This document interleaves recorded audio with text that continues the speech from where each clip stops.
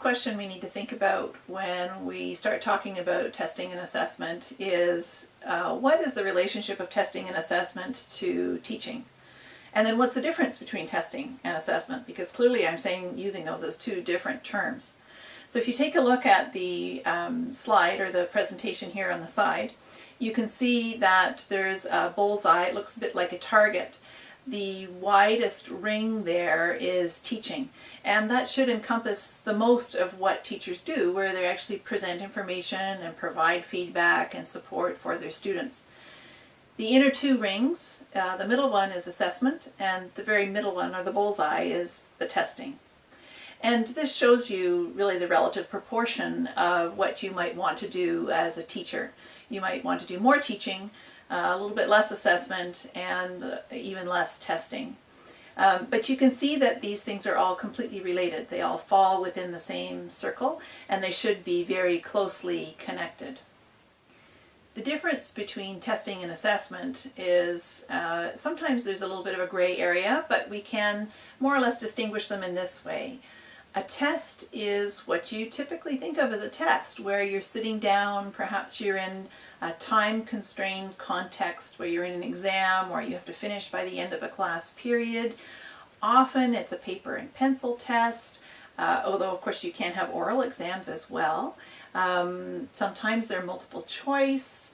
These are very typical characteristics then of a test, and we call those sort of traditional tests. Assessment is a broader category where a teacher forms a judgment about a student based on things that are observable to them. And of course you know that being a teacher is a hugely privileged occupation in the sense that you really get to know a lot about your students through your observation of them. And it's very difficult to divorce judgment from your observation of the student. For example, does the student come into class on time, or are they consistently late? Does the student come prepared to class with their textbooks and their notes? Is the homework done? Do they respond quickly and enthusiastically when you ask a question? Do they seem to move quickly into groups? Are they interacting frequently and in a positive way with their peers when you're doing group work? All of these types of observations then contribute to, as teachers, evaluation or assessment, we should say, an assessment of that student and how prepared they are to class and how well they are learning. So one interesting question then that follows is if assessment and teaching are, obviously you can see assessment and teaching are very carefully and closely linked. In that case, can there be teaching without assessment, or can there be assessment without teaching? There's no right or wrong answer to that question, but it's a good question to ask yourself when you're being reflective about your own teaching practices. People may say on the one hand that no, you can't teach without assessing.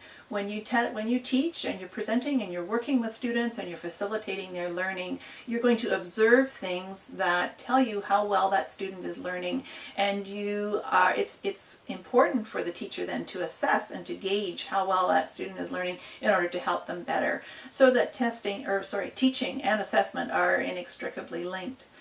On the other hand, you may say as a teacher that, you know what, I really think it's important that students work in a non-judgmental environment where they can make mistakes without being judged, and all I'm doing is working with the students and I'm absolutely not judging them, and I won't do that until it's time to test them. And you may feel quite strongly, actually, both positions sound quite reasonable. So again, it's a rhetorical question, and it's one that you can reflect on, but it's something that's important to think about when you're teaching and when you're working with